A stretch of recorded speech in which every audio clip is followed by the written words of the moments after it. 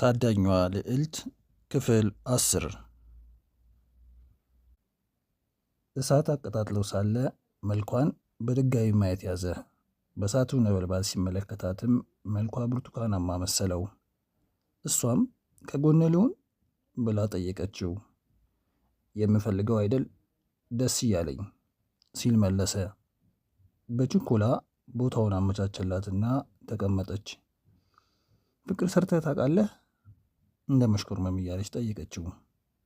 የት ይቀራል ብለሽ ነው አላት ፈገግ እያለ። ወዲያው እሳቱን እያዩ ሁለቱም በሀሳብ ርቀው ሄዱ። ከጥቂት ደቂቃ በኋላም ማይልስ በእሳት ዳር መሆን በጣም ይወድ ነበር አለች። ማት ምንም አላለም። ስለ ማይልስ መስማት አይፈልግም። ወዲያው ሊዛ ቀጠል አደረገችና ስለ ደፈራው ማሰብ አላቆምኩም፣ ምን ይሻላል አለች። በረጅሙ ተነፈሰ። ከረጅም ጊዜ በኋላ ስለዚህ ጉዳይ አነሳች። ቃሉን ተናገረች። በዚህ ጉዳይ ላይ የማዋይሽ ነገር አለ፣ ከፈለግሽ ፈቃደኛ ነኝ አላት። እሷ ግን ስሜቷን በድርጊት ገለጸች። ወደ እርሱ በመጠጋት ወገቡን እቅፍ አደረገችው። ከዚህ በፊት አድርጋው የማታውቀውን ማት ትንፋሹ ቁርጥ ቁርጥ ሲል ተሰማው። ውብ ገላዋ ከገላው ጋር ሲነካካ ኤሌክትሪክ እንደጨበጠ መላ ሰውነቱን ነዘረው። ከራጉኤል ጋር እንደዚህ ተሰምቶት ያውቃል? ራሱን ጠየቀ። ፈጽሞ ሚስቱን የዚችን የውበት ንግሥት ገላ አስረሳው። አዎ ከአንተ ጋር በዚህ ጉዳይ ላወራ ፈልጋለሁ፣ ስለ መደፈሬ አለች። የእሷም ድምፅ እንደሱ እየተቆራረጠ። ከዛ በኋላ ማት ጸለየ። ያ የሆነበትን ምሽት ለማስታወስ ሞከረ። ከስሜቱ ጋር እየታገለ ሊዛም ስሜቷ እየተዘበራረቀ ነበር። አንዳንዴ ቁጣና ብስጭት፣ ፍርሃትም ነበረበት። ስለ ጉዳዩ ማውራት ስትጀምር በዝርዝር ነገረችው። ስትጨርስም እንባዋ ዱብ ዱብ አለ። በእቅፉ ስር ገብታም እንደዛ ማድረግ የለበትም ነበር፣ ለእኔ እንደማልፈልግ ነግሬዋለሁ፣ ለምኜዋለሁ። እንግዲህ ከዚህ ውጭ ምን ማድረግ እችላለሁ አለች። ከመንፈሷ የምንረዳው ነገር የተዘበራረቀ ነገር ግን ያም ግማሹ ስሜታዊነትን፣ ሌላው ሐዘንን ሲሆን የተቀረው ደግሞ ጥፋተኝነትን ነው። ማትን በጣም የተሰማው ግን የመጨረሻው ነበር፣ የጥፋተኝነት ስሜቱ። ያ ደግሞ የብዙ ተደፋሪ ሴቶች ስሜት ነው። በስተ መጨረሻ የመርማሪ ሊዮን ነገር አንስታ አጫወተችው። ረዘም ላለ ጊዜ ሁለቱም አለቀሱ። ማት በንጹሐን ላይ የሚደርስን ግፍ በመጸየፍ ሲሆን፣ ሊዛ ደግሞ በደረሰባት መሪር ስቃይ ስቅስቅ ብላ አለቀሰች። ሆኖም ለቅሷን ማበሻ ይመስላል። ማን ቀድሞ ልብስ ያውልቅ፣ ማንስ የመጀመሪያውን ከንፈር ይሳም ሳይታወቅ። የሚታወቀውን ነገር የለም። እርሱ ከዚህ በፊት አድርጎ የማያውቀውን ነገር መፈጸሙ ነው። ያም ሙሉ ማንነቱን ለሊዛ ማስረከቡን ሲሆን፣ እሷም ሙሉ ፍቅር ሰጠችው። እጹብ ድንቅ የሆነ ነበር። ከከዋክብት ሳይሸሸጉ የመዋኛ ገንዳውን ሳያፍሩ መጀመሪያ ከገንዳው አካባቢ ከዚያም ውስጥ ፍቅር ተሰራ። ከዚያም እንደ ሕፃን ልጅ አቅፎ ደግፎ ወደ መኝታ ቤት ይዟት ሲሄድ ደግማ ደጋግማ ጠየቀችው። ያ ነበር እሷን የሚያስደስታት። ከሳምንታት እጦት በኋላ ያገኘችው ወንድ ገላ መኝታ ቤቷም ሲገቡ እንዳያልቅባት እንደሚመስል ተስገብግባ ከንፈሩን ጎረሰችው። ቀጠለ። ከእንቅልፉ ሲነቃ ወይዘሮ ሃርኮት ቤቱን ለማጽዳት ጉድ ጉድ ትላለች። የሆነ የሚረብሽ የኢንዶኔዥያዊ ድምፅ ጽዳት ሰራተኛ አይደለም። ይህንን እያንሰላሰለ 6 የፖሊስ አባላት የመኝታ ቤቱን በር አንኳኩ በአንድነት። ሊዛ ባሪንግ ምንድን ነው አለች አይኖቿን እያሸች። ከዛም እንደ መጮህ እያቃጣት ሊዛ ባሪንግ የመያዣ ወረቀት ይዘናል አለ ፖሊሱ በቁጣ። በምን ጉዳይ በምንስ ክስ መለሰ ማት። ቻይናዊ ፖሊስ አየት አድርጎ ፈገግ አለና መሳሪያውን ወደ ማት አቀባበለ። ዓለም ፊቷ እንዳዞረችባቸው ተረዳና ማት ጸለየ። ሊዛ ባሪንግ ፊት ለፊቷ ጉብ ያለውን ሰው አተኩራ ትመለከተዋለች። ኢንስፔክተር ሊዮን ለመጨረሻ ጊዜ ያየችው በኩዊን ኤልዛቤል ሆስፒታል የታማሚ ክፍል ውስጥ የነበረችበት ጊዜ ነው። ታዲያ በወቅቱ ያን ያህልም ሳታተኩርበት የቀረች የነበረ መሆኑን አሁን ላይ ስታስበው ትልቅ ስህተት ሆኖ ታያት። ለማስታወስ ስትሞክርም አጭር የሰውነት አቋምና ሁኔታውን እንኳ ይሄ ነው ብሎ ለመግለጽ ምንም የጎላ የሚታይ ነገር የሌለው እንዲሁ አክብሮት የሚያሳይ ነበረ። በወቅቱ ምንም እንኳን የፖሊስ ጥበቃ ይደረግልሽ ስትባል አሻፈረኝ ብላ የነበረ ቢሆንም መርማሪ ሊዮ ግን የመደፈር ወንጀል ተፈጽሞባት ብሎም ደግሞ እጅግ ከፍተኛ ቦታ ላይ የነበረውን ባለቤቷን በሞትን በመነጠቋ አዝኖላታል። ዛሬ ግን መርማሪ ሊዮ ፍጹም ተለይቶባታል። እንዲያውም ተቀይሯል ማለት ይቻላል። በማዕከላዊ ሆንግ ኮንግ ውስጥ በሚገኝ አንድ ሙሉ ነጭ የሆነ ለቃለ መጠየቅ የሚጠቀሙበትን በትልቅ ደረጃ የተሰራ አዳራሽ ውስጥ በሚገኝና ላዩ ላይ ፎርማይካ ያለው ዴስክ ኋላ ተቀምጦ ስታየው ያ ልክ እንደ ኳስ ተድቦልብሎ ፊቱ ላይ የሚያብለጨልጨው ጥቁር ፀጉሩ ጥፍሩን ተቆርጦ ፍጹም ንጹሕ ሆኖ የሚታየው እጁ ግን ልክ እንደዚያን ጊዜው ነው።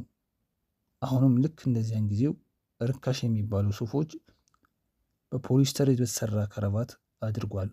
ነገር ግን በፊት እንዲያው የዋህና እስከዚህም የማይመስለው ወይንም ድንቡሽቡሽ ያለ ገጽታው አንዳች ነገር እንዳገኘ ሁሉ ተቀያይሯል።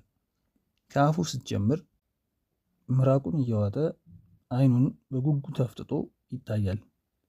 በእርግጥ እውነተኛ ስሜቱ ለሊዛ ግልጽ አይደለም። ምንድን ነው?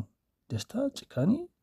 የሆነው ሆኖ በሰውነቱ የሚያስተላልፈው የምልክት ቋንቋ ጭካኔንና መደንደንን ያሳያል። ማለት እግሮቹ ተከፍተዋል። እጆቹ ልክ እንደ አንዳች ነገር እንደሚያፍስ ሰፋ አድርጎ ጠረጴዛው ላይ አኖሯቸዋል። ፊቱ ወደፊት ጠጋ ብሏል። ሆ ምን ያለ ጉድ ነው! የበላይ የሆነብኝ እየመሰለው ነው። እናም ደግሞ በዚያ ስሜት ተደስቷል። በድጋሚ ልጠይቅሽ ሊዛ፣ ዛሬ ጠዋት በቁጥጥር ስር የዋልነው ሰው እና አንቺን ለምን ያህል ጊዜ በፍቅረኝነት ቆያችሁ? መልካም ኢንስፔክተር፣ እኔም በድጋሚ ልመልስላ። ስሙ ማቲው ዴሊ ይባላል፣ ግን ምንም የሚመለከት ነገር የለም።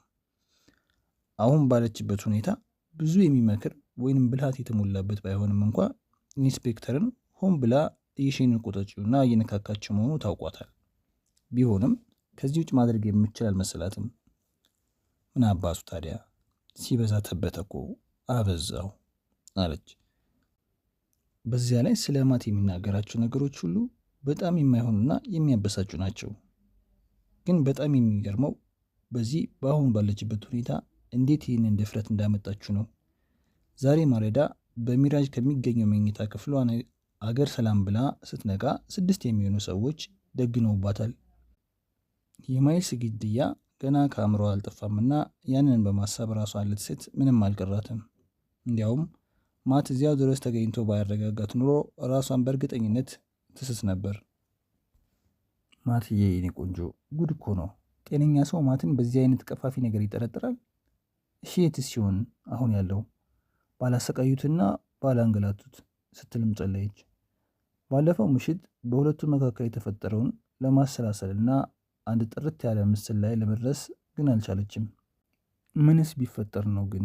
መጀመሪያ በወታደራዊ አጀብ ወደ አውሮፕላን፣ ከዚያ ብዙ እንግልት ባይኖረውም ወደ ፖሊስ መኪና ለጥቆ ደግሞ ወደዚህ በጣም አነሰ ወደ ተባለ ህንፃ ላይ ቃለ መጠይቅ ክፍል የመጣችው፣ ለዚያውም እዚህ ቀፋፊ መርማሪ ጋር። ላፍታ ያህል አይኖቿን ጨፍና አድርጋ በምናቧ የማት ፈርጠም ያሉ እጆች ሰውነቷን ሲነካካ ታያት። በውስጧ የተቀረጸው ስሜትና ፍላጎት በጣም በማየሉ ፊቷ በድንጋጤ ቀላ። ነገር ግን ከሌሎች ስሜቶችም ጋር ተቀላቅሏል። አንደኛው ፍርሃት፣ ሌላኛውን ደግሞ የጥፋተኝነት ስሜት። ነገር ግን ይሄ ሊዮ የተባለ ፈጽሞ የማይልቅ መንቻካና እልህኛ መርማሪ ባለበት ስሜቶቿን አጥርታ ማየት ከቶም አልቻለችም። አዎ ግን ብቻዬን አይደለሁማ። እንደ ድሮ ማት እያለልኝ እሱ ያድነኛል። ልክ ይህንን ጊዜ በሩ ተከፈተ። ሊዛዬ የኔ ቆንጆ ስከንፍ ነው የደረስኩልሽ። ይህንን ያለው ማት ዴሊ ባይሆንም ለመዳን ግን የሚሆናት ሌላ ሰው ነው። ጆን ክራውሊ የተባለውና በሆንግ ኮንግ ከታወቁ የህግ አገልግሎት ሰጪ ድርጅቶች አንዱ የሆነው ክራውሊ ኤንድ ሮው ውስጥ የሚገኝ ባለ አክሲዮን ሲሆን አሁን ደግሞ የሊዛ ጠበቃ ሆኖ እዚህ ነው የተገኘው። እጁ ጋር የሞኖግራፍ ልዩ ተደርጎ የተሰራ መቆለፊያ ያለውና በልዩ ትዕዛዝ በራሱ የተሰራ ሱፍ ግጥም አድርጎ የለበሰ ሲሆን በእርግጠኝነት የሱፉ ዋጋ ከመርማሪ ፖሊሱ የዓመት ደሞዝ ይበልጣል። በዚያ ላይ የተቀባው ታዋቂውና ተወዳጁ ፍሎሪስ የተሰኘውን ውድና ወንዶች ጺማቸውን ከተላጩ በኋላ ፊት ለማስመለስ የሚጠቀሙበት ሽቶ ቤቱን አወደው። ሊዛም እንዳስተዋለችው መርማሪ ፖሊሱ ሊዮ ክራውሊ ባለበት ይጨንቋል ብሎ የትንሽነት ስሜት ይሰማዋል። ጆን ይገርማል ባክህ፣ እዚህ እንደምታገኘኝ በምን እርግጠኛ ሆንክ? ስልክ እንኳ እንዳልደውልህ ተከልክያለሁ። መች ጠፋሽኝ ብለሽ ነው አላት ክራውሊ ማንም ሳይጋብዘው እየተቀመጠ። መርማሪያችን ሊዮ ካስቀመጣቸው የፕሮቶኮል ስነ ስርዓቶች አንዱን በመጣስ ያገኘሁት ነው። ሚስተር ዴይሊ ነው ያለኝ። አዎ ማት ዴይሊ የተባለ ወዳጅሽ ነው የነገረኝ። የሊዛ አይኖች ብልጥጥ ብሎ ተከፈቱ። ማትዬን ለቀቁት እንዴ? የግድ ነዋ። ፓስፖርቱን ካሳየ እኮ ማይልስ በተደረገለት ምሽት እዚህ ሀገር እንዳልነበረ ግልጽ ነው። እሱ በዚህ ግድያ ውስጥ እጅ ሊኖርበት ይችላል የሚሉ መላምትና ጥርጣሬ ፍጹም ቅዠት ነው የሚሆነው በማለት እጅግ ውዱን የቬንቴጅ የእጅ ሰዓቱን እየተቆነጠነጠ ተመለከተ። መርማሪ ሊዮ ለመሆኑ ደንበኛዬን በቁጥጥር ስር አውለህ ያለው በምን አግባብ ነው? አስፈላጊው ለማሰር የሚያስችል ስልጣን አለን ሲል ከመለሰለት በኋላ የተከማመሩ ዶሴዎች አቀበለው። ግን አብዛኞቹ ከፍርድ ቤት የወጡ የእስር ማዘዣዎች ሲሆኑ የተጻፉትም ደግሞ በቻይነኛ ነው። ጆን ክራውሊ ግን ልክ ንፍጡን ለመጥረግ የሚጠቀምበትን ሶፍት የሚመለከት ይመስል በንቀት የሚያገለባብጣቸውን ወዲያውኑ ትዕግስት ባስጣ ስሜት ወደ ጎን አሽቀንጥሮ ወረወራቸው። ለመሆኑ በሊዛ ላይ ክስ ተመስርቷል? አይ እስካሁን እንኳን አልተመሰረተባትም። ጥቂት ጥያቄዎችን ልንጠይቃት ፈልገን ስለነበረ ነው እዚህ ድረስ ያመጣናት። ማለትም ሊዛ ባለፈው ምሽት ስለተፈጠረውና ስለተከናወረው ነገር በሰጠችው ቃልና በስታፏ ቃል መካከል ትልቅ መጣረስ የሚታይ በመሆኑ ነው። ይህንን ምርመራ ለማጣራት ይቻል ዘንድ ነው ያመጣናት። ጆን ክራውሊ በዚህ ጊዜ ፊቱን ወደ ሊዛ መለሰ። ለመሆኑ በስንት ሰዓት ወይንም ደግሞ በትክክል መቼ ነው በቁጥጥር ስር ያዋሉሽ? ዛሬ ጠዋት ከረፋዱ ወደ 4 ሰዓት ግድም ነው፣ ግን እርግጠኛ አይደለሁም። ቤቴን በርግደው ሲገቡ እኔ ገና ከእንቅልፍ ያልነቃሁም ነበር። ክራውሊ በድጋሚ ሰዓቱን ተመለከተ። እንዲህ በቁጥጥር ስር ከዋልሽ 9 ሰዓታት ሞሉ ማለት ነው። ይሄ ማለት ደግሞ ኢንስፔክተር ሊዮ በዛ ቢባል ከዚህ በኋላ 3 ሰዓታት ብቻ ነው ጥያቄዎችን ለማጠናቀቅ የሚኖረው። በዚያ በቀረበው የ3 ሰዓት ጊዜ ውስጥ ክስ ካልመሰረተብሽ ነፃ ነሽ። ኢንስፔክተር ሊዮ ጠበቃውን ከመገልመጥ ባልተናነሰ ሁኔታ ገረመመው። ምንም ቢሆን ፖሊስ ነውና ትንሽ ጥርጣሬ ገብቶታል። አሁን ከታዋቂው ኢንተርፖል ውስጥ የሚገኘው ዳኒ ማጉዌር በሆነ መንገድ እዚህ ውስጥ እጁ ሳያስገባ አልቀረም። እናም በራሱ ነገሮችን ለመፍታት በማሰብ የአሜሪካ ኤምባሲ ደውሎ ከቻይና ፖሊስ ጋር ነገሩን ከመጨረስ ይልቅ በውጭ ወይንም ለዓለም አቀፍ ፖሊሶች ለመጠቀም አስበው ነው። በመሰረቱ ኢንተርፖል ገለልተኛ መሆን ሲገባው ክራውሊ፣ ሊዛ ባሪንግ እና ማት ዳኒ በሙሉ አሜሪካውያን ስለሆኑ አሜሪካውያኑ ደግሞ በመደጋገፍ እና አጉል በመጠቃቀም ስለሚታወቁ ይሄው አሁን የሚታየው ነገር ተከሰተ። አሁን በትክክል እንዳስቀመጥከው ያለን ጊዜ በጣም ውስን ነው። በመሆኑም ሚስ ባሪንግ ያለንን ጊዜ አጉል ከማባከን እንድትቆጠቢ እጠይቃለሁ በማለት ወደ ሊዛ ዞረ። በኩዊንስ ኤልዛቤል ሆስፒታል ባለቤትሽ ምንም ቀሪ ዘመድ እንደሌለው ነግረሽኝ ነበር። ማይልስ ባሪንግ ግን ከመጀመሪያው ትዳሩ አንድ ልጅ እንዳለው ይታወቃል፣ አሊስ የተባለች። ታዲያ እሱ አይካድም በእርግጥ። ነገር ግን የማይልስ እኮ ጨርሶ አግኝቷት አያውቅም። እሷም እንደዚያው። ከቀድሞ ባለቤቱ ጋር ከተለያየ በኋላ ወደ አውሮፓ ያቀና ሲሆን ከዚያ ከልጁም ከእሷ ጋር ተቆራርጧል። ነገር ግን ሊዛ ያንቺ የቀድሞ ባለቤትሽ አይነት ተስማሚነት ያለውና እጁ ረጅም የሆነ ሰው በቀላሉ ሊያገኛቸው አሊያም ደግሞ ከሞተም በኋላ ቢሆን ያለውን ሀብት አይተው ካሉበት እንዲመጡ ማድረግስ አይቻለውም ብለሽ ነው? እንዲያውም ሊዛ ከአንቺ ጋር ከመተዋወቁ በፊት ወራሽ የሚሆንበትን መንገድስ አላመቻችን ብለሽ ነው የምታስቢው? አመቻችቷል አይደለም? እኔ ምንም ስለሱ የማውቀው ነገር የለም አለች ሊዛ ቃላት እንደጠፋባት ተንተባትባ። ሚስ ሊዛ ንገሪኛ፣ አንቺው ራስሽ አይደለሽም እንዴ እንዲያገባኝ ብቻ ሳይሆን ሲሞት ሀብት ኖራሽ እንደምትሆኚ ያሳመንሽው? ሊዛ አንድ የመጣላትን ነገር ለመናገር እንደምንም በጭንቅ አፏን ከፈተች። ነገር ግን ጆን ክራውሊ በመካከል አቋርጦ መናገር ጀመረ። ማይልስ ከእሷ ጋር ከተዋወቁ በፊት ሀብቱን አስመልክቶ ያዘጋጀው ኑዛዜም ሆነ ምንም ነገር ካለ ጨርሶ የማይታወቅ በግልጽ የነገረች መሰለች። ይሁን እንጂ ወንዶች ሌላ ሚስት ካገቡ በኋላ ኑዛዜያቸውን መቀየራቸው እምብዛም አዲስ ነገር አይደለም። ሚስተር ክራውሪ፣ እምብዛም ያልተለመደ የሆነውን እኔ ደግሞ ልንገርህ። ፖሊስ የባለቤቷን ገዳይ ለመያዝ እየሞከረ ባለበት ጊዜ አንዲት በባሏ ሐዘን የተቆራፈደች ሴት በተደጋጋሚ በጥያቄ ወቅት መዋሸቷ ዋነኛው ነው አለና ሊዮም ቀጥታ መለሰለት። ይልቅ ሊዛ በፕሮስፔክት ሮድ በሚገኘው መኖሪያ ቤት ውስጥ ያለውን የአደጋ ጥሪ አስተላልፊ። መሳሪያ ከጥቅም ውጭ ማድረግ እንደማትችይ ምላሽ ተዘግተሽ ቃል ሰጥተሻል።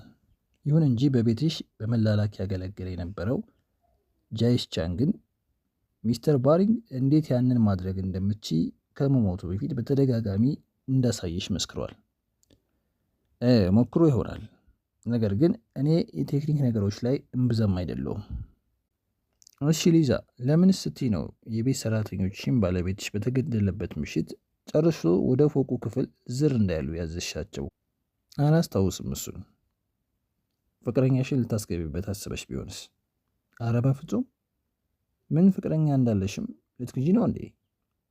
አዎ የለኝም። የሌለኝን አለኝ አልልም።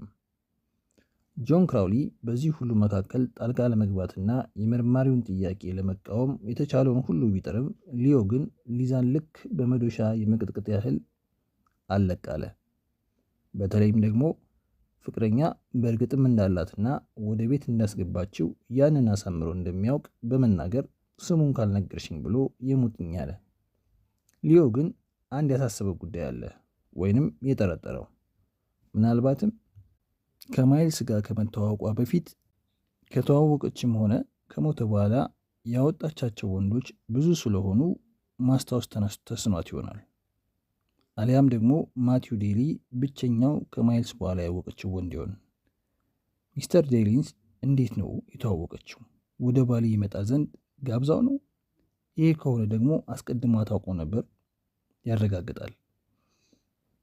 የተባለውን 3 ሰዓት ጊዜ ሲጠናቀቅና ሊዮ ጥያቄውን ጨርሶ ሲለቃት ከደሴቷ ፈጽሞ እንዳትወጣ በማስጠንቀቅ እንዲሁም ደግሞ ለመርማሪው ሙሉ ትብብር እንዳትነፍክ በማሳሰብ ሲሆን፣ ሊዛ ግን በስሜቱም ሆነ በአካል ዛል ብላ ደክማ ነው የወጣችው።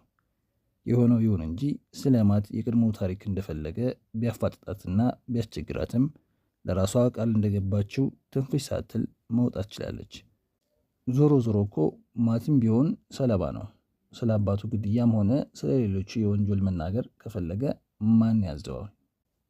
ጆን ክራውሊ ሊዛን ከህንፃው ሲወጡ እጇን ያዛት። እየተርበተበተች ነበርና አሳዘነችው። ሊዛዬ፣ ጥሩ ነው እኮ የተናገርሽው። ለማንኛውም ግን ብዙም ላለመጨነቅ ሞክሪ። ከዚህ በኋላ በምንም ክስ ሊመሰረቱብሽ ስለመቻላቸው በጣም እጠራጠራለሁ። ሊዛ ግን ራሷን ነቀነቀች። እነካ በእናትህ ኢንስፔክተር ሊዮ እኮ በሆነ የጥላቻ ስሜት ነው የሚመለከተኝ። ልክ ይሄ ሁሉ እንዲሆን እንደፈለግ ሁሉ፣ ልክ የማይልስ እንዲሞት እንደፈለግ ሁሉ። ግን ሀቁ እኔ የትኛውም ነገር ቢሆን እንዲከሰት አለመፈለጌ ነው። ግን ተከሰተ በቃ። ምናልባትም መከሰት ስላለበት ይሆናል፣ አላውቅም ብቻ። እኔ ግን ጨርሶ ላቆመውና ልከላከለው እንደማልችል አሳምሬ ያውቃለሁ። ጆን ክራውሊ ሊዛን ላፍታ ያህል ግራ በተጋባ ስሜት ተመለከታት። የቃላት አመራረጧ ግን ትንሽ ግራ አጋቢ ነው። የማይልስ ግድያ ለምንድን ነው እሷ እንዳለችው ተከሰተ በቃ ወይንም መከሰት ስለነበረበት ተብሎ የሚገለጸው? ግን የሊዮን አስጨናቂ ምርመራ አልፋ ስሜቷን እንዲህ ተጎድቶ ባለበት ሰዓት ቃላትን መምረጥ ቀርቶ አረፍተ ነገር በወጉ መጨረሷ እንኳን ጥንካሬዋን እንደሆነ በማመን ተወው። እረፍት ማድረግ ይኖሩብሻል። ወደ ቤት ልውሰድሽ። ሊዛ በፍጹም የባርነት ስሜት ተመለከተችው። ቤት? የት ማለት ነው? መቼም ፕሮስፔክት ሮድ ያለውን ማለቱ አይሆንም። ማዴሊ ደውሎ ስለ እህቴ ሁኔታ እንደነገረህ ለኢንስፔክተሩ ስትናገር የሰማው መሰለኝ። የት እንዳለ ታውቅ ይሆን? ይኸው እዚሁ አንቺው ጋ ነው ያለሁት። የማትገራገር ድክምክም ያለውና ጣፋጭ የሚመስል የፊት ገጽታ በድንገት በእግረኛ መንገዱ ላይ ሲንከላወሱ ከሚታዩት የኤሽያ ፊቶች መካከል ብቅ አለ። ሊዛ በሕይወቷ ማንንም ስታገኝ እንዲህ ደስ ያላት ስለመሆኑ እርግጠኛ መሆን አልቻለችም። ወዲያውኑም ተጠመጠመችበት። እንዴት ነው ደህና ነሽልኝ የኔ ቆንጆ ሲል በሹክሹክታ ጠየቃትና ጭምቅ አድርጎ አቀፋት። ጉዱሽ እንዴ? አይ ደህና ነኝ ምንም አልሆንኩም በማለት ሳመችው። ጆን ክራውሊ እዚያ ፊት ለፊታቸው ቆሞ ቢሆንም ምንም ያላትን ፍቅርና ስሜት አልሸሸገችም። ጠበቃው ክራውሊም ተፈጥሯዊ የሆነው የቅናት ስሜት ለማፈን ሞከረ። በእውነት ለመናገር ከሆነ እንደ ሊዛ አይነት ሸንኮራ የመሰሉ የሴት ደንበኞች እምብዛም ገጥመውት አያውቁም። ጨዋታዋ ሁለመናዋ ደስ ብሎታል። ማትም ፈጠን ብሎ ሚስተር ክራውሊ አንተ መሆን አለብህ፣ እንዲህ በፍጥነት በመምጣትህ ላመሰግንህ እወዳለሁ አለ። አይ አይገባም፣ እንዲያውም ስለነገርከኝ እኔ ነኝ ማመስገን ያለብኝ። ሁለት ወንዶች እጅ ለእጅ ተጨባበጡ። ዛሬ ሁሉም ነገር በጥሩ ሁኔታ ነው ያለፈው። ኢንስፔክተር ሊዮን ተይው በባዶ ነው የሚዳክረው። ይሁን እንጂ ሊጠቅመው የሚችለውን ማንኛውንም ጥይት ደግሞ አለማቀበልሽን ተጠንቅቀሽ እርግጠኛ ሁኚ አላት ለሊዛ። ከሆንግ ሆንግ እንዳትወጪ፣ ብዙም አትተያይ፣ አትጥፊም፣ ደግሞ እንገናኛለን። ፖሊስ በማንኛውም ሰዓት ቢያገኝሽ ግን ሳትይ ሳታሪ አሳውቂኝ እሺ። ማት ክራውሊ ዘሎ ታክሲ ውስጥ ሲገባ ተመለከተው። አይኖቹ ግን በሆነ የጥርጣሬ ስሜት ቦዘዝና ጠበብ አሉ። አረ እንዴት ነው ግን ለጠበቃ ግን መልኩ ትንሽ በዛ። ሊዛ ሳቀች፣ ማትን አንገቱ ላይ እቅፍ ያደረገችው። ከዚያም ከናፍሮቿን ጭምቅ አድርጋ ከንፈሮቹን ቦረሸቻቸው። ምነው ቆንጂዬ ቀናህ እንዴ? በጣም ነዋ። በተደጋጋሚ ተሳሳሙ። ሊዛ በተሰማት ደህንነትና ደስታ ተገርማለች። ከዚህ ቀደም በተዋወቀቻቸውና አብራቸው ባሳለፈቻቸው ወንዶች ዘንድ የሚፈጠሩ የቅናት ስሜቶች ገጥሟት የነበረ ቢሆንም ግን እንደ ስቃይ የነበረ የምትቆጥራቸው። የማዴሊ የቅናት ስሜት ግን የተለየ ሆኖ የታያት አሁን በማት እቅፍ ውስጥ ሆና ግን በዚህ ቀደም ከወንዶች ጋር በነበራት ግንኙነት አንድ ነገር ሲያዩ ቀንተው በበቀል ወይንም በንዴት እንዲጎዷት ሆና ራሷን አሳምና መቆየቷ ችግር መሆኑን ብሎም ደግሞ በፍርሃት ቆፈን መገደዷን አስታወሰች። በወቅቱ ታዲያ የወንድነት ቅናት ትክክል ነው ብላ የተቀበለችው ሌላ አማራጭ ስላልነበራት ነው። ከዚያ ላይ ግን የተቀበለችበት ምክንያት የእሷን ብቻ ሳይሆን የሌሎች የበርካቶችን ሕይወት ባበላሸው ሚስጥር ምክንያት ነው። ያንን ሚስጥር የሚያውቀውና ቁልፉ ያለው አንዱና ብቸኛ ሰው ደግሞ አንድ ሰው ሲሆን ማት ግን ይህንን ፈጽሞ ማወቅ የለበትም። ማት ፊቷን በእጆቿ ያዛት። ምን ነው ፍቅር ጭንቅ ያለች ትመስያለሽ፣ ኢንስፔክተር ሊሆነው እንዴ አላት። አዎ አለችና ዋሸችው። ምን ባክህ ተነስቶብኛል እኮ አለችው። ግን ምንም አያገኝማ ሲል ማት አጽናናት። እኔ እያለሁ ምንም አያገኝም። ሚልቅ ሊዛዬ መቼም ይህን የምናገረው ሰዓት አሁን አለመሆኑ ይገባኛል። ባለፈው ምሽት የተፈጠረው ሁለታችንም ያልጠበቅነው መሆኑን እረዳለሁ። ነገር ግን የፈለገው ይምጣ እንጂ ዛሬ መተንፈስ አለብኝ እና አዎ ከዚህ በፊት እንዲህ አይነት ተሰምቶኝ። ሊዛ ወዲያው ፈጥና ከንፈሩ ላይ ጣቷን አስቀመጠችበት። እዚህም አይሆንም፣ ምን ነካ? ሊዮና ተከለፍላፊ መርማሪዎቹ ወጣ ገባ በሚሉበት አደባባይ ፈጽሞ አይደረግም። አዎን እውነቷን ነው። ለዚያውም ፖሊስ ጣቢያ ያለበት መንገድ ላይ ፈጽሞ ለሷ የማይሞተውና ፍቅሩን ማት የሚገልጽበት ትክክለኛ ቦታ አይሆንም። ማት እጁን ዘርግቶ ታክሲ አስቆመ። ፔንዙላ። ሊዛ በአግራሞት ቅንድቦቿን ከፍ አደረገችው። ፔንዙላ በሆንግ ኮንግ ካሉት ሁሉ እጅግ ውዱና የተቀናጣ ሆቴል ነው። አሁን በፖሊስ ትዕዛዝ የማይልስ ተንቀሳቃሽ ሂሳብ ታግዶ ለሊዛ በመፈቀዱ የተጠየቁትን መክፈል ይችላሉ። ነገር ግን ክራውሊ የመከራትና ማድረግ ያለባት ማለትም ብዙ ትኩረት ሳትስብ መኖር የሚባለውን ግን ፈጽሞ እዚህ ሆና ልታደርገው አትችልም። እኔም ያው እንግዲህ ቢያንስ ብዙም በማንቀሳቀስበት ሁኔታ ላይ ባልሆንም ከሆነ እንግዲህ እንዲህ አይነት ቦታ ይሻለኛል ብዬ ነው አላት ማት። ግድ የለም ከአንተ ጋር ከሆነ ለምን ትንሽ ቤርጎ አይሆንም? ገደል ብገባም ደስ ይለኛል አለችው ከልቧ ነው። ምናልባት እንዲያው እስከ መጨረሻው አብሬው ብዘልቅ፣ ምናልባት እውነቱንስ ዝግዝግ አድርጌ ብነግረው። ነገር ግን እነዚህን ሁለቱን እንደማታደርጋቸው ታውቋታል። የያዙት ሱት የተባለ ሶፋ ያለ የመኝታ ክፍል የሆቴሉ ለጋስነት የሚያሳይ ነው። አንድ አነስ ያለና በውድ ዕቃዎች የተሞላ ሳሎን ያለው ሲሆን ከትልቁ ባለ 2 አልጋ ክፍል ቀጥሎ አንድ በእብነ በረድ የተንቆጠቆጠ የሻወር ክፍል ያለ ሲሆን ከሳሎኑ ሰፋ ያለ መስኮት ላይ ድንቅ የሆነ የወንዝ ዳርቻ እይታ ማግኘት ይቻላል። በሙቅ ውሃ ገላቸውን ታጥበው በሆቴሉ የቀረበላቸውን ክለብ ሳንዱች ከበሉ በኋላ ሊዛ በመጠኑም ቢሆን የተረጋጋች ስለመሰላት ከማት ጋር ለመጫወት ይበልጥ ዝግጁ ሆነች። አዲስ መረጃ ነበረው እኮ ጆይስ ቻንን አነጋግሯት መሆን አለበት። እንዲያውም እንድትናገር አስፈራርቷትም ይሆናል። ደግሞ ጆይስ ቻን ማናት? ፕሮስቴክ ሮድ ላይ ያለችው ሰራተኛ ናት። እኔ ከሌላ ወንድ ጋር የፍቅር ግንኙነት ሊሆነኝ ስለመቻሉ እሷ ነግረው እንጂ ሊዮ ሊጠረጥር አይችልም። አሃ እና ከዚያ ነዋ ወሬው የሚመጣው አለማት ለራሱ ከዳኒ ማጉዌር ጋር ያደረገውን ጭውውት አስታወሰ። አስቀያሚ የሰራተኛ ወሬ። ምን አይነቷ ወሬኛ ናት? አይደለም አለች ሊዛ የፈራሽ በመምሰል። እንደዚህ አይደለም። ቻን ደስ የምትል ሴት ናት።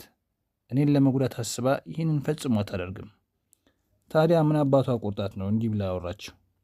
ፈርታኗ አለችው። ደግሞም እውነት እኮ ነው። እኔ ሙሉ በሙሉ እውነቱን አልነገርኩም። 20 ደቂቃዎች ያለፉ ሲሆን ሁለቱም እርቃናቸውን አልጋ ላይ ተኝተዋል ተቃቅፈው። አንዳቸው በሌላቸው ያላቸውን እምነት ለመገላለጥ ትክክለኛ ጊዜ ይመስላል። ፈልጌ ነበረ፣ ግን የትና ምን ብዬ እንደምጀምር አላወቅኩም። አይ ችግር የለውም አላት ማት። ለነገሩ እሱም ሙሉ በሙሉ እውነቱን አልነገራትም። ከኢንተርፖልና ከማጉዌር ጋር ያለውን ንክኪ አሁንም ቢሆን አታውቅም። ይህንን ሁሉ ጊዜ ቤቷን፣ ይህ ሁሉ አሁን ደግሞ አልጋዋን የተጋራችው ሰው የፖሊስ ተላላኪ ነው። መቼም ይሄ ክህደት ካልሆነ ሌላ ምን ሊባል እንደሚችል ማትም ቢሆን አያውቅም። እየተርበተበተችና ቃላቶቿን በግድ እያወጣች ለማት ስለ ፍቅር ግንኙነቷ ነገረችው። ግን የሚገርመው ማጉዌር እንዳለው ሳይሆን አንድ ሰው ብቻ ነው ያላት። ሲጠይቃት ደግማ ደጋግማ የካደችው ያንን ወጣት ለመከላከል ስትል ነው። ያንን ሰው ወደው አታውቅም። እሱም ቢሆን እንዲሁ። ግን ያው ጋብቻዋ ከፈረሰ በኋላ ያለውን ብቸኝነት በመጋራት ግን ትልቅ አስተዋጽኦ አድርጓል። በቃ እኔና ማይልስ ፍቅረኛሞች ሆነን በምንወጣበት ሰዓት እንዴት እንዋደድና እንቀራረብ መሰለህ። በእርግጥ ያን ያህል በጣም የሚደነቅ ግንኙነት አይደለም። ማለት ያው ማይልስ በእድሜ ይበልጠኛል፣ ግን ፍቅር ሰራን። ከተጋባም በኋላ ግን ነገሮች ተቀየሩ። ማይልስ ለእኔ ጥሩና የሚወደኝ ሰው ሆነ። ነገር ግን ልክ እንዳይነኬ ብርቅዬ አድርጎ ነው ያስቀመጠኝ። ልክ እንደከበረ ማዕድን ደብቆኝ። ከስንት አንዴ ብቻ ነው እውነተኛ ግንኙነት የምናደርገው። ለአፍታ ያህል ማት ከማይልስ ባሪንግ ጋር ስሜት የተጋራ መሰለው። ሊዛ ማንም ወንድ አይቶ በቀላሉ የማያልፋት ነች። ግን ደግሞ አቤት ቁንጅናዋ! በጣም ሲበዛ ቆንጆ ናትና መደበቁን እንኳ በቀላሉ ሊቃወም አልቻለም። ማለቴ ያው በመካከላቸው ችግር የነበረ የወሲብ ነዋ። ሊዛ ፊቷ በድንጋጤ ፍም መስሎ ዞረች። ምን ነው ትጠላኛለህ እንዴ? ማት ወደ ራሱ አስጠግቶ መልካም ጠረኑን አጣጣመው። ምንም ብታደርጊኝ አልጠላሽም፣ ለእኔ ሁሉ ነገር ነሽ እኮ። ሊዛ ግን ክብድ ያላት መሰለች። በእናትህ እንደሱ አትበል። ምን ነው ለምን አልል? እውነት አይደለም እንዴ? እውነት መሆኑን ታውቂያለሽ። ልጠላው እችላለሁ፣ ግን ያ ሌላ ጉዳይ ነው። ደግሞም አንቺን ብትሆኚ በራስሽ ጥረትና ኪሳራ ልትከላከዩ አይገባም። ልከላከለውማ ይገባኛል አለችው ሊዛ። ለምን ቢባልማ ግዴታዬ ስለሆነ ነዋ። አንዳችን የሌላችንን ማንነት ይፋ ላናደርግ ቃል ተግባብተናል። አዎ፣ ግን እኮ ያ ማይልስ ከመገደሉና አንቺ ከመደፈርሽ በፊት ነው። ታዲያ እነዚህ ሁለት አበይት ነገሮች አይለውጡሽም እንዴ? ሊዮ ደግሞ ጠርጥሯታል። ሊዛ በዝምታ ለራሷ እየተብሰለሰለች ራሷን ነቀነቀች። የገባሁትን ቃልማ በምንም አላጥፈውም። ቃልን ማጠፍ ትልቅ ጥፋት ነው፣ ትልቅ ስህተት። ይህንን ብላ ከቅፉ ወጥታ በሌላኛው ጥግ ገልበጥ ብላ ተኛች። እሺ፣ ግን ይህንን ልጅ የቱን ያህል ታውቂዋለሽ? ሲል ማት በፍርሃት እየራደ ጠየቃት። ኢንስፔክተር ሊዮና ዳኒ ያሉት ትክክል ቢሆንስ? ሙሉ በሙሉ እነሱ እንዳሉት አይደለም። ማለትም እሷ ራሷ የግድያው ተባባሪ ሆና በስማ ይሄ ቆሻሻ ጥርጣሬ ነው። ነገር ግን ፍቅረኛዋ ነፍሰ ገዳይ ቢሆንስ? ለማንኛውም ግን ልጁ በእሷ ላይ የሆነ የበላይነት አለው። ሊዛ ጀርባዋን እንደሰጠችው ነው የመለሰችለት። ማንስ ቢሆን ማንነቱን ያህል ያውቃል? እረ ቆይ በደንብ ላደናብረው እንጂ እኔ እናንተስ የቱን ያክል እንተዋወቃለን? የዳኒ ማጉዌር ቃላት ቃናቸው ደስ የሚል አልነበረም። ይጎረብጣሉ። ግን እውነት ባለፈው ምሽት ነው የተነጋገሩት። ለሱ ግን ከክርስቶስ ልደት በፊት መስሎ ታየው። ስሙን ንገሪኛ ሊዛ። አዝናለሁ፣ አልችልም። ማትም መረር ባለ ስሜት አታምኝም ማለት ነው አላት። ሊዛ ወዲያው ዞር አለችና በክርኗ ደገፍ ብላ ቀና አለች። ልክ ይህን ጊዜም እነዚያ ደሳስ የሚሉ ጡቶቿ በዚያ በመካከላቸው ልክ እንደ ግንብ ሆኖ በነበረው ውዱ የፍሬት አንሶላ ላይ ኮለል ብሎ ታየ። ማት ይሄ ነገር ለእኔ የቱን ያክል ትልቅ እንደሆነ አልገባህም። ቢያንስ ታማኝ ሆኛለሁ። ይሄ ደግሞ ልልህ ከምችለው በላይ ነው። ምን ለማለት ፈልገሽ ነው? ያ ትናንት ምሽት የተደወለው ስልክ ምንድን ነው ስልህ ወዲያውኑ ያረሳሳኝ። እኔ ግን ጠይቄህ ነበር። ነገር ግን እንዳልከኝ ከአንዱ ጓደኛ ጋር የተፈጠረ አለመግባባት ብቻ አልነበረም አይደለም እንዴ? ስለ እኔ ነበር አይደል? ማት በረጅሙ ተነፈሰ። አዎ በቃ አዎ፣ ስላንቺ ነበረ። ከዚህ ሁሉ ጊዜ በኋላ ይህንን ቢያምንላት እንዲያውም እፎይታ ነው። በመሆኑም ስለ ዳኒ ማጉዌር ነገራት። ከዚህ ቀደም በአንድሪው ጄክስ የነፍስ ግድያ ወንጀል ላይ በፖሊስ ምርመራ ስር መሳተፉን ከዚያም ደግሞ ወደ ኢንተርፖል መግባቱን። ይሁን እንጂ አሁንም ማት አግኝቶ ስለሌሎች የግድያ ወንጀሎች እንደነገረውና በተለይም ደግሞ የዳየር አንጁና ፒርስ ሄንሊ ወንጀሎች ዋና ዋናዎች መሆናቸውን ዝግዝግ አድርጎ ነገራት። ያበጠው ይፈንዳ። ሌሎቹ በባለቤቶቻቸው የሞቱባቸው ሴቶች በሙሉ ጠፍተዋል። አንቺ ግን ይኸው ኤልዛቤት ሆስፒታል ገብተሽ ዳንሽ። አሁን የመጣሁት የምችለውን ያህል መረጃ ለመሰብሰብና ይህንኑ መልሼ ለማጉዌር ሪፖርት ለማድረግ ነው። ሊዛ ደሟ ድርቅ ብሎ ፊቷ ገረጣ። እና እንዳልከው ታዲያ መልሰ ሪፖርት አደረግክለት? በስመ አብ። እና ለዚህ ነው አብረኸኝ አንሶላ የተጋፈፍከው? ልትቀዳኝ ስትል ነዋ? ልታዘከዝከኝ? ወይኔ ልጅት! አይደለም ሲል ማት በኃይለኛው ራሱን ነቀነቀ። በእርግጥ አመጣጤ እንደዚያ ቢሆንም እዚህ ከደረስኩ በኋላ ግን ሁሉም ነገር ተቀየረ። ማጉዌር ይኸው አንዴም ከመጣሁ አግኝቼው አላውቅም። እምልልሻለሁ ትናንት ምሽት በስልክ እንደዚያ ብስጭት ካለበት ምክንያት አንዱ ይሄው ነው። ጠፍቼበታለሁ።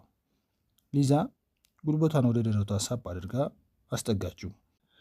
ማት ስለተናገረው ነገር አሰበች። ቆየት ብላም እሺ ሌላው ደግሞ ምን ነበረ? ከተበሳጨበት ምክንያት አንዱ ይሄው ነው ብለኝ ነበር። ሌላኛው የተበሳጨበት ምክንያትስ? ማት ምራቁን ዋጥ አደረገ። ለምን ብሎ ገባበት።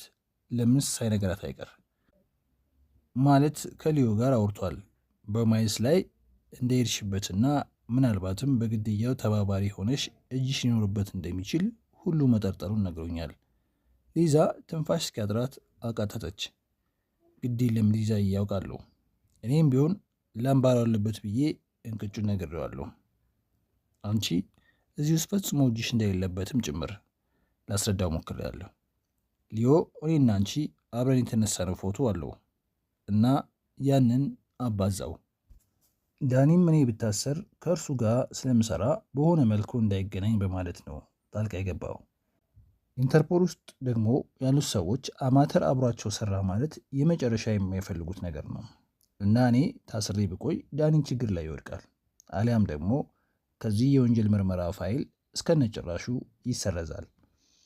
እና በማይልስ ላይ እየሄድክበት እንደነበረ ታውቅ ነበር አለችው ሊዛ።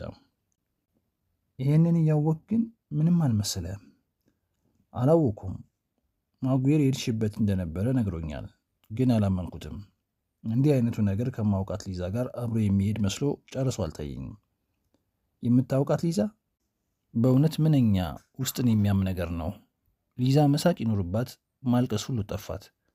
ማትም እኔ በእውነት በጣም ነው የማፈቅርሽ፣ ከአንቺ ጋር ከመገናኘቴ በፊት ምንም ተፈጠረ ምን ግድ የለኝም። ሊኖርህማ ይገባል ማት። ያለፈው አልፏል።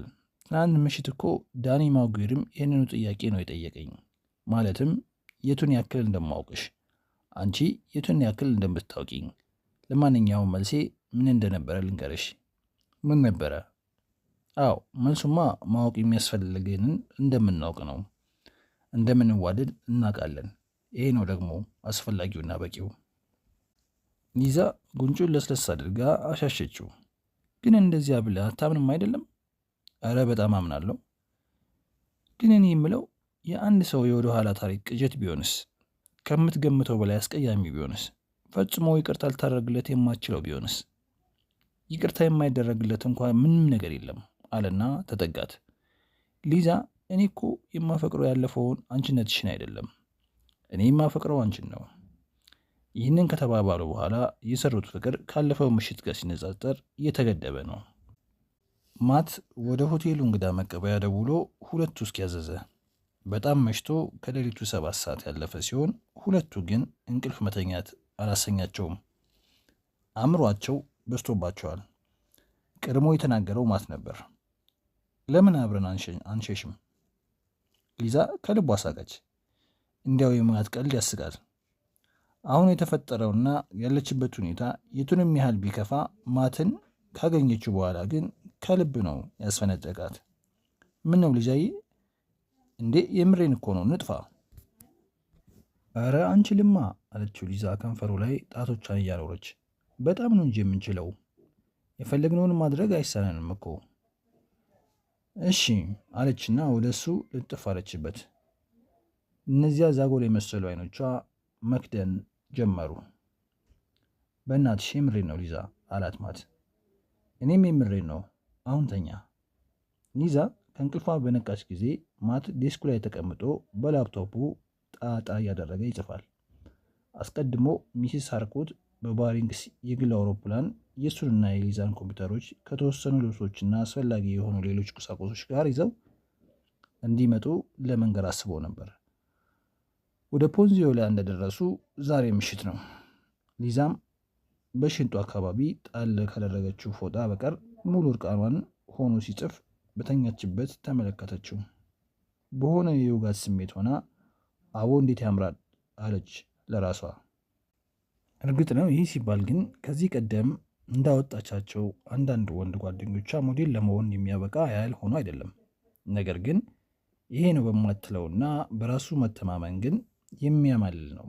ወዲያውኑ መቼም ሀሳብ መመኘት አይከለከልም እና ከማት ጋር ተጋብተው ከሆንግ ኮንግ ርቀው በደስታ ሲኖሩ አሰበች።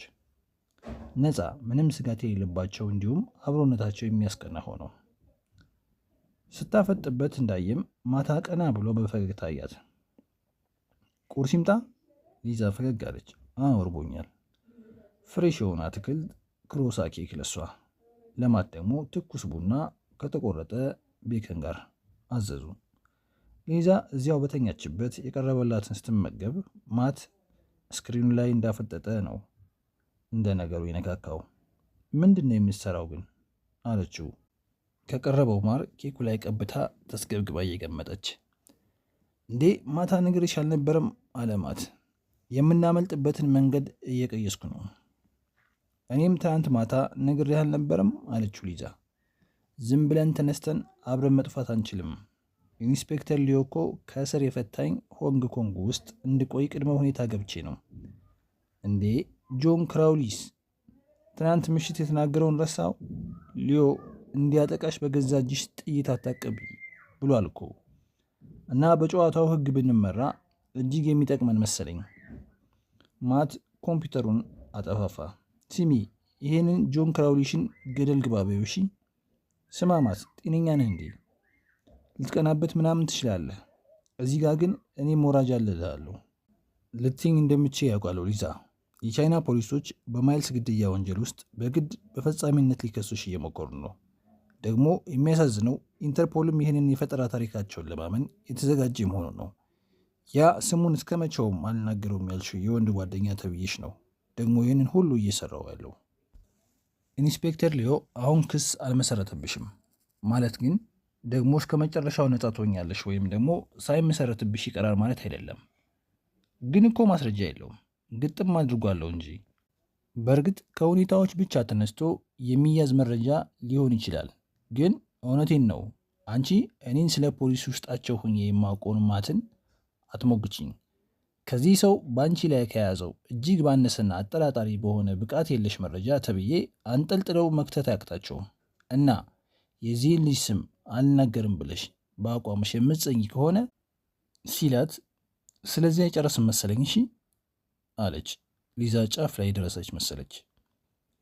አይ መች ጠፋኝ፣ እኔ ሐሳብሽን ላስቀይርሽ እየሞከርኩ አይደለም። ነገር ግን እሱን ሊያገኙት አልቻሉም። አንቺ ግን ይሄው እዚሁ አለሽላቸው እያልኩ ነው።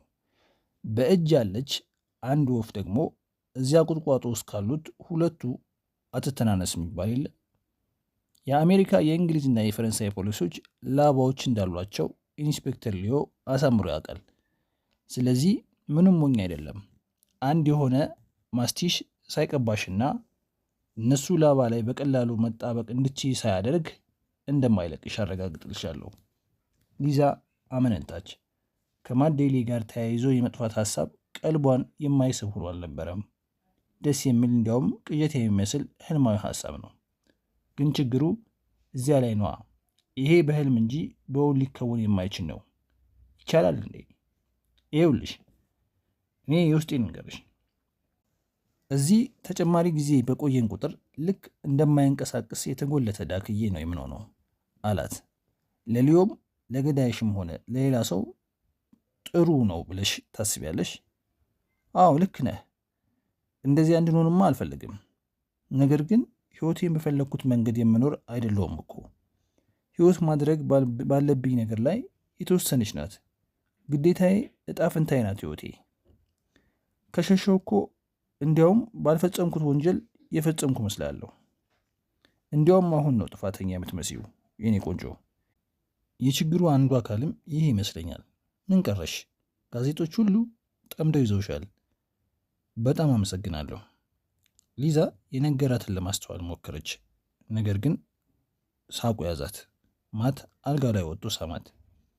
እኔ እኮ እውነታውን እየነገርኩሽ ነው፣ አሁን አውቃለሁ ብላ ቁርሱን ገፋ አደረገችው።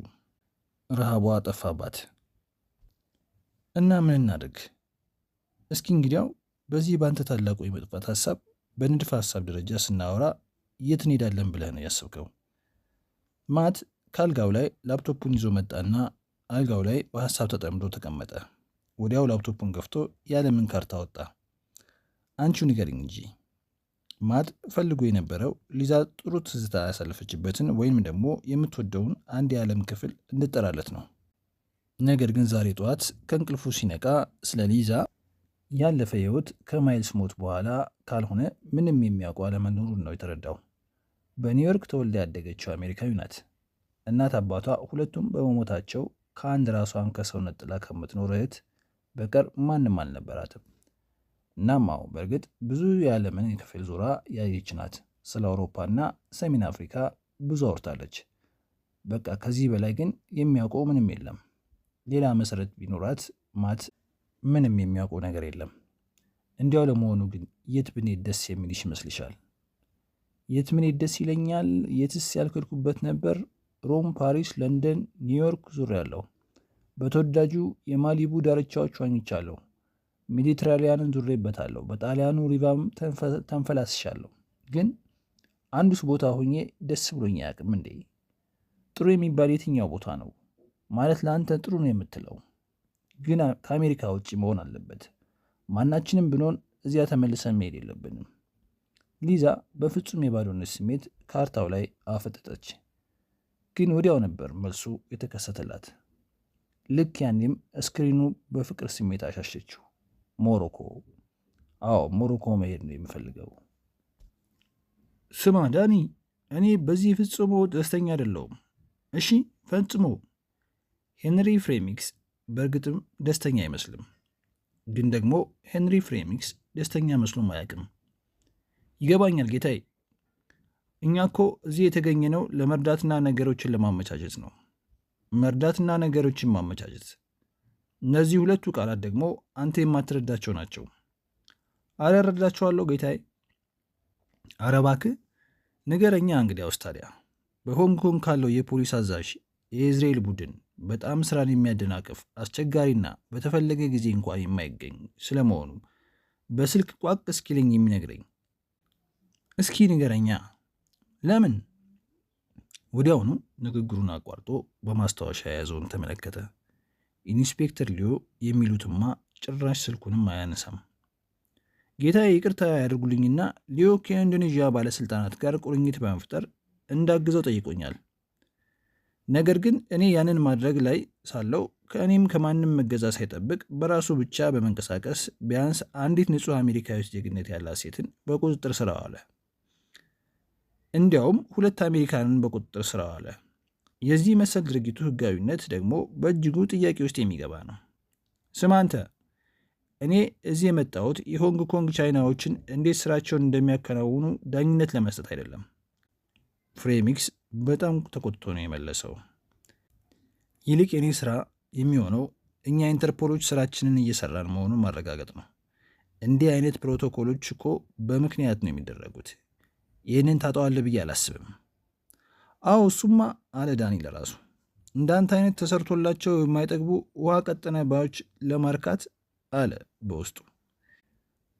እንዲህ ይበል እንጂ የሄንሪ ፍሬሚክስ ቁጣ ግን አለቦታው ነው ብሎ አላመነም።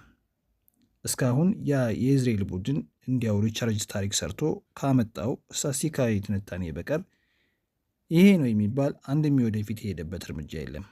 በመሬት ላይ ደግሞ የተገኘ ሌላ ነገር በሌላ ሁኔታ የስታስቲክስ ከጌጥነት አያልፍም።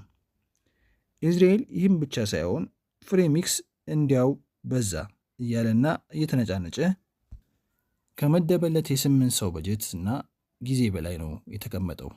ብዙውን ጊዜ አጠፋ የሚባለው ዳኒ ማጉዌር ነው።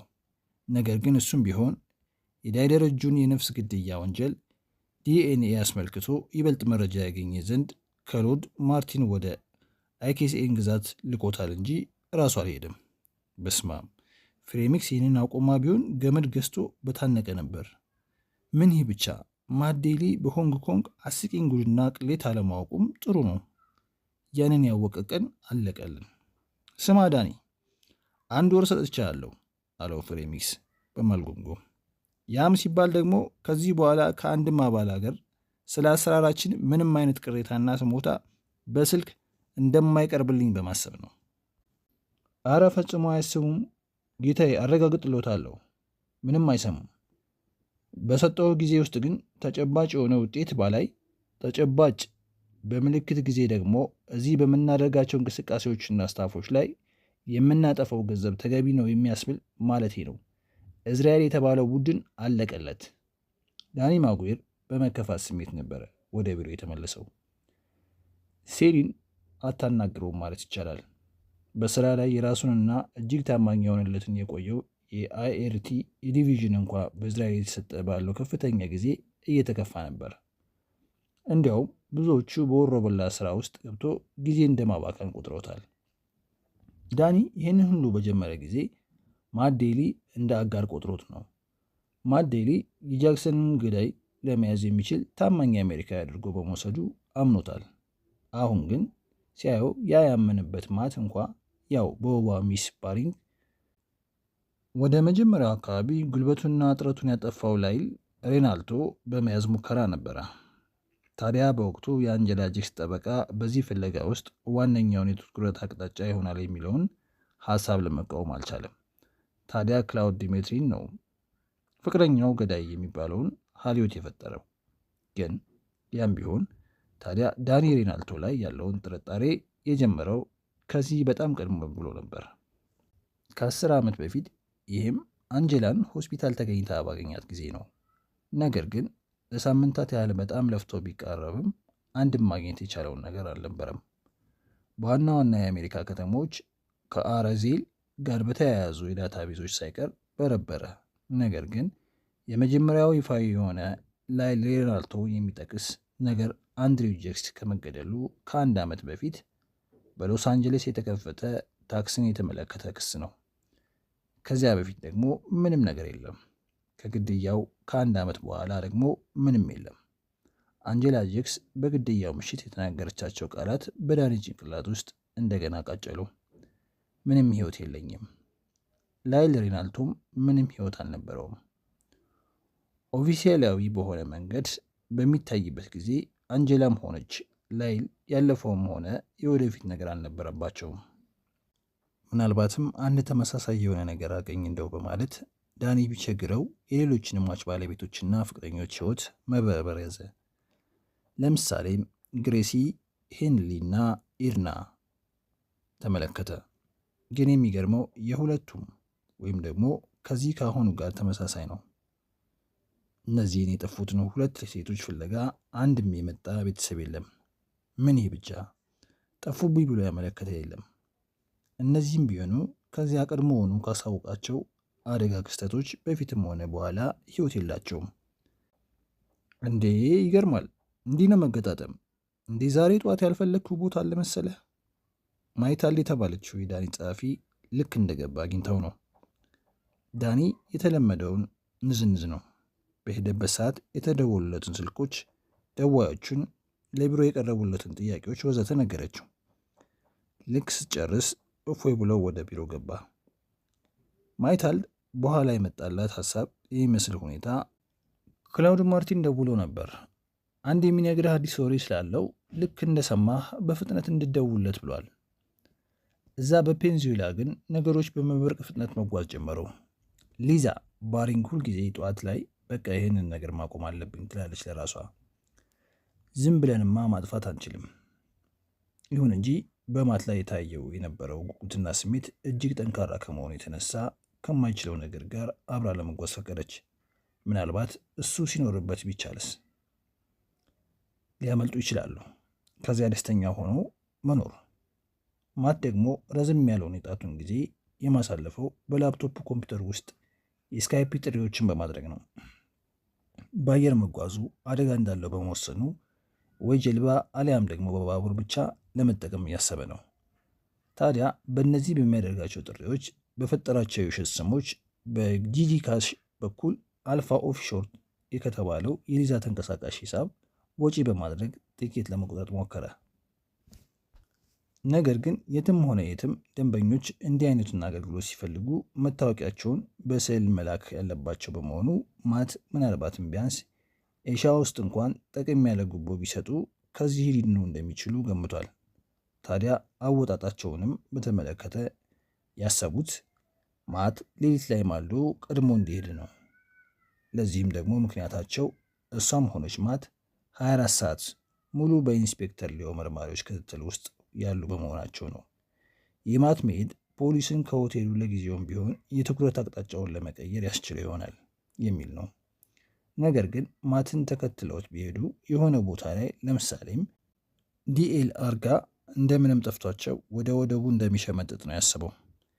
ይህ ሁሉ በሚሆንበት ጊዜ ሊዛ ከሆቴሉ ከጠዋቱ 12 ሰዓት ብትወጣ ክትትል ለማምለጥ ይረዳታል ተብሎ ነው የታሰበው።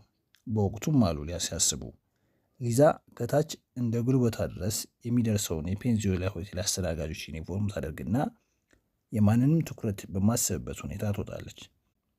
ሊዛ ማትን ነገር ግን እንዴት አባታችን ብለን ነው ይህን ዩኒፎርም የምናገኘው ብላ ጠየቀችው።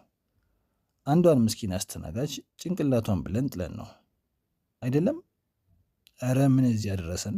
በአሪፍ ስታይል እንጠይቃታለን። እምቢ ካለች ደግሞ በማት ሌብላንክ የተፈጸመ ወይም ደግሞ የተፈረመ $50 ቼክ እናሳያታለን። ሊዛ ጮክ ብላ ሳቀች። ምን ነው እየቀለድክ ያለው ይመስሎች ነው እንዴ? ፍሬንድስ የሚባለው እኮ እዚህ ተወዳጅ ነው አላትና ከመሳቢያ ውስጥ የተከማመሩ የታዋቂ ሰዎችን ፎቶዎች አወጣ። እንዲያውም እነዚህ የቱን ያክል ከቻይናውያኑ ወዳጆቻችን ጋር እንደሚሄዱ ስታዩ ትገርሚያለሽ። ልክ እስር ቤት ውስጥ ሆኖ ሲጃራ የማግኘት ያክል ነው። ሊዛ ራሷን ነቀነቀች እና ስለዚህ ታላቁ የመጥፋት እቅዳችን የሚጀምረው ከጆይ ትራምቤኒ ማለት ነው። እጭ ሊዝ ምን ነው? እምነትማ አይኖርሽ እንጂ የምሰራውን እኮ አውቃለሁ። ሊዛ ካመለጠች በኋላ ቀጣዩ እርምጃ ተብሎ የታቀደው ወደ ዋናው ስፍራ ጀልባ መጓዝ ነው። እዚያም ስሙ ሚስተር ኦንግ የተባለው ሰው ወደ ደቡባዊ ቻይና ባህርና ከዚያም በሱዳን ስትሬት አድርገው ወደ ደቡብ አፍሪካዋ ኬፕታውን የሚገቡበትን ጉዞ አመቻችቶ እንደሚጠብቅ ታውቋል። ከኬፕ ታውን ደግሞ ረዝም ያሉ የምሽት ባቡር ጉዞዎችን በማድረግ ወደ ሰሜን ይዘልቃሉ። የሆነ ሆኖ ግን ወደ ሞሮኮ ካዛብላንካ ለመግባት በእቅዳቸው መሰረት 1 ወር ይፈጃል። በጣም ቀላል ነው አላት ማት። ሊዛ ይህን ጊዜም እንዲሁ ስታይ እቅዱ ውስብስብነቱና አስቸጋሪነቱ ስለሚበዛ ሳቀች። ምኑ ነው ቀላል? በእያንዳንዱ እርምጃ ማለት ይቻላል አደጋው የከፋ ነው። የሆነ ሆኖ ግን አንድ ፈጽሞ የማይካደው ነገር የማት በራስ መተማመን ስሜት ጠንካራ መሆኑ ነው። በዚያ ላይ በዚህ ህልማዊ ምኞት ውስጥ እንዳይወጣ ሆኖ መዘፈቁም ራሱ ይስባል። እግዜር ካለማ በአንድ ጸጥታ ብቻ በሰፈነበት ማንም በማይደርስበት ቦታ ሰላማችን እያጣጣምን ወፎችን እያየን ገጠር እኖራለን። ፈጽሞ አያገኝንም። እብደትንም ደህና ሰንበት ልል ነው። እንደ ነገ ጠዋት ታላቁ የመጥፋት እቅድ ተግባራዊ ሊሆን ዛሬ ላይ ከምሽቱ 3 ሰዓት ማት አንድ የታሸገ ፖስታ በእንግዳ መቀበያው ዴስክ ላይ ተወ። ማት ግን በተፈጥሮው እንዲያው ለህይወቱ የማይሰጋ ነገር ገጥሞት እየሸሸ ቢሆን እንኳን ሂሳቡን ሳይከፍል የሚሄድ ሰው አይደለም። ማት እዚያው ክፍላቸው ከሊዛ ጋር እንዳሉ የመጨረሻውን ውስኪ ጨለጡና ለጥቂት ሰዓት እንቅልፍ ተዘጋጁ። ሰዓታቸውን የሞሉ ሌሊት 8 ሰዓት ነው። ነገር ግን እቅዱ ይሳካ ዘንድ ማት ከ9 ሰዓት በፊት መንገድ መጀመር አለበት።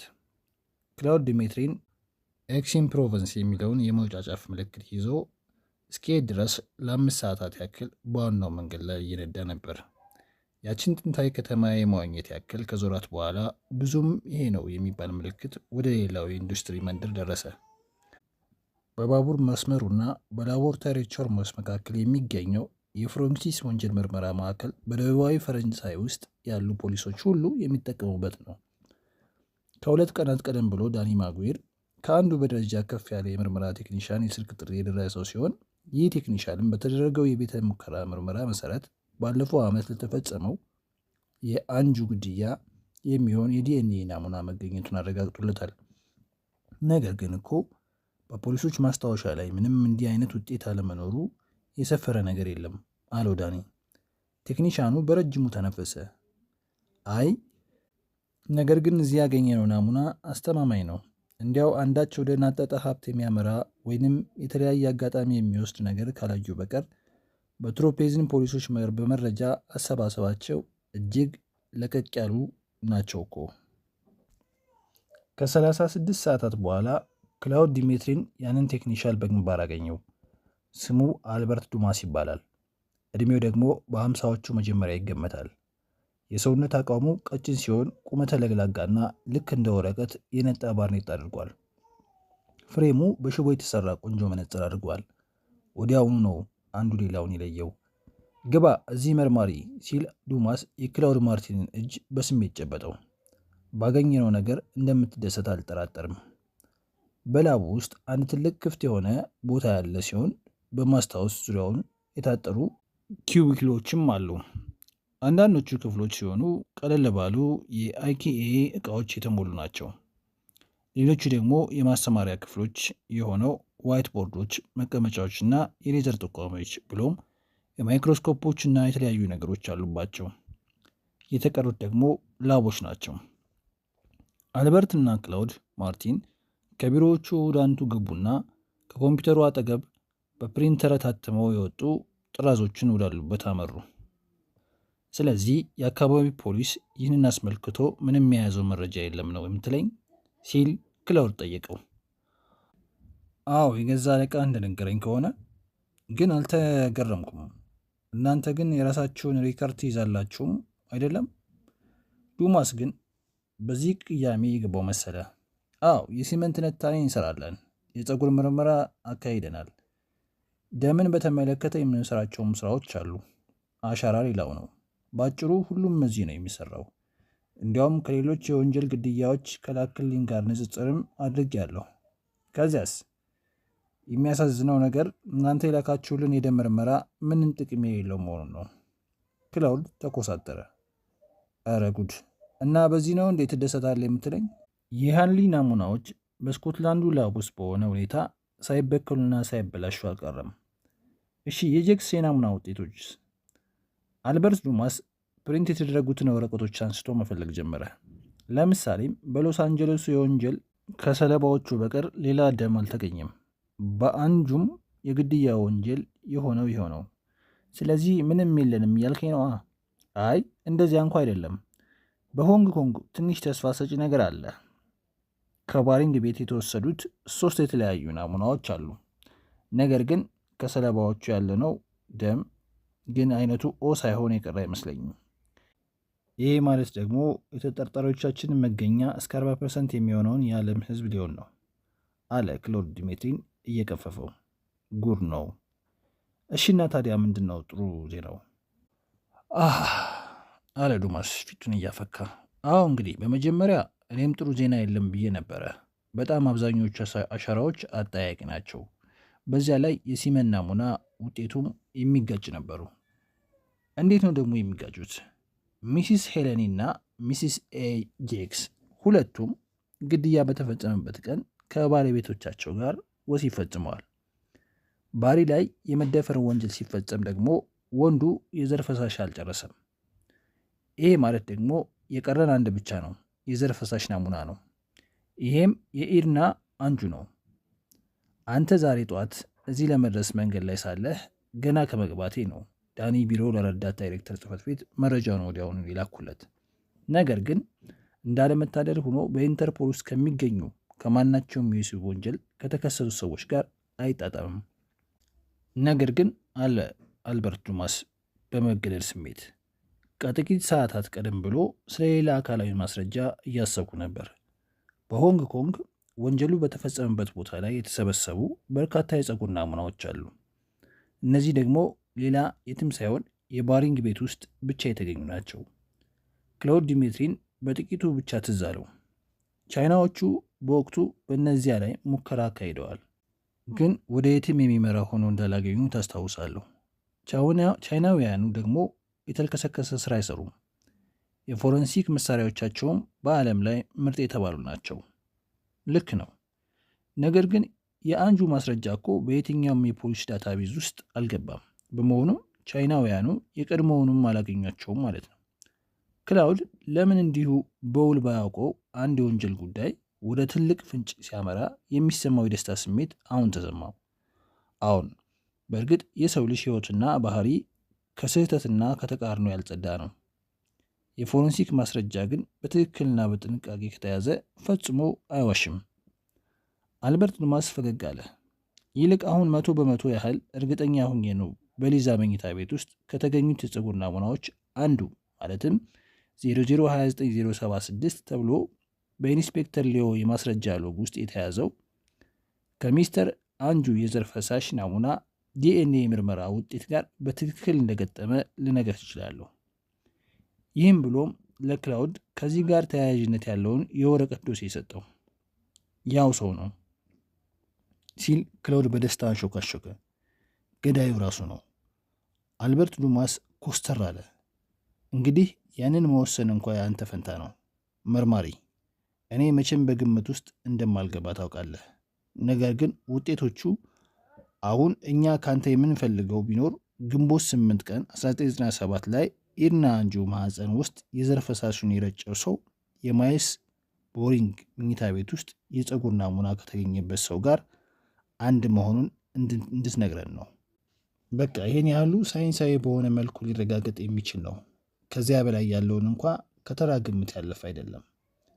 ክሎድ ዲሜትሪ ወዲያውኑ ወደ መኪናው ሲከንፍ ሮጠ። እስኪ ዳን ማጉዌርን አገናኘኝ፣ ክላውድ ማርቲን መሆኔን ንገሪው። አንድ የምነግረው ትልቅ ዜና አለኝ። ማት ልክ ጭንቅላቱ ትራሱ ላይ ሲያርፍ አንዳች ድንዝዝ የሚያለት ስሜት ተሰማው። በራስ የመተማመን ስሜትን ሌሎች ዘንድ ማሳየት አንድ ነገር፣ በራስ የመተማመን ስሜትን ለራስ ማጣጣም ግን ፍጹም ሌላ ነው። እናም ታዲያ የእሱንና የሊዛን ታላቁን የማምለጥ እቅድ ኪሮግራፊ መስራት ካሰበው በላይ እጅግ ተፈታታኝና ከባድ መሆኑን ተረዳው።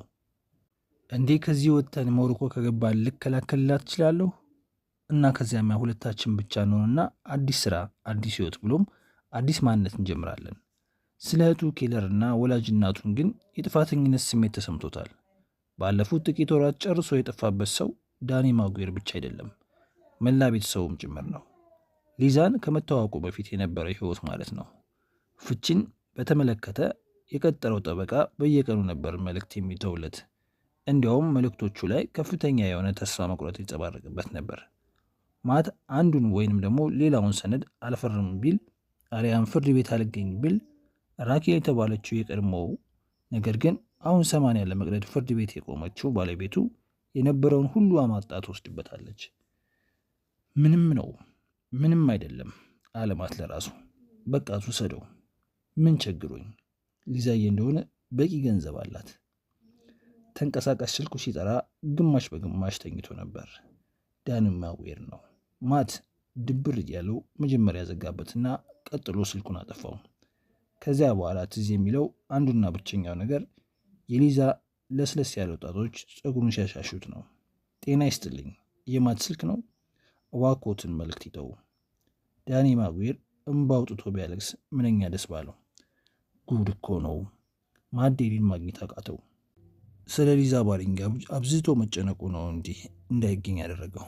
ስማ ማት፣ ዳኒ ነኝ። የሊዛ ባሪንግ ፍቅረኛ የአንጁን ግድያ ለመፈጸሙ እጅግ ጠንካራና የማይናወጥ የፎሬንሲክ መረጃ አለን እና ትሰማኛለህ? እና አንጁም ማንም የመደፈር አደጋ አልደረሰባትም። ምንም በሴት ጓደኛው መኝታ ቤት ግን የፀጉር ናሙናዎችን ትቶልን ነው ሄደው። እናም ልክ ነበርክ፣ ግድያዎቹ ተያያዥነት አላቸው። እኔም በሆን ልክ ነበርኩ።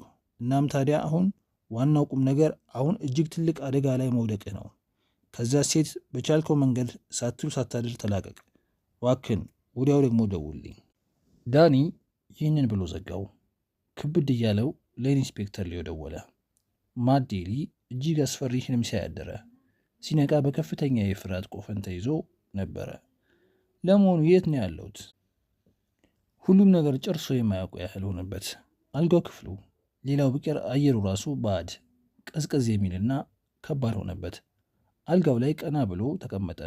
ነገር ግን ቀስ በቀስ ነገሮችን ተመልሰው ተከሰቱለት። ፔንዙዌላ ነው ያለሁት። ታላቁ የማምለጥ እቅድ መነሳት አለብኝ አለ። እንደምንም ወደ መስኮቱ ተንገዳግዶ በመሄድ ሻተሩን ከፈተ። ነገር ግን የቀን ብርሃን ነው ቤቱ ውስጥ የገባው። እረ ጉድ! የንጋቱ ከሰማይ ላይ ብርቱካናማ ቀለም የሚያደላበት ደብዘዝ ያለው ብርሃን አይደለም፣ ይልቅ አንጸባራቂው የረፋት ፀሐይ ብርሃን እንጂ። አንድ ነገር ክፉኛ ተበላሽቷል ማለት ነው። ሰዓት ሞልቶ ነበር። ታዲያ እንዴት ሲደውል ላይሰማው ቻለ? ይህም አልበቃ ብሎ ራሱ ደግሞ ሊፈነዳ የሚደርስ እስኪመስል ድረስ ያመዋል። ኦ ውስኪው ነው ወይንስ አደንዛዥ ዕፅ እንደወስድ ተደርጎ ይሆን? ወዲያውኑ በዚሁ ስሜት በጎኑ ገልበጥ ብሎ ቢመለከት ባዶ አልጋ ሆነበት። ያ ሁሉ ይባስ። ልክ ራሱን የተመታ ያክል ሆነ። ሊዛ ባሪንግ የለችም።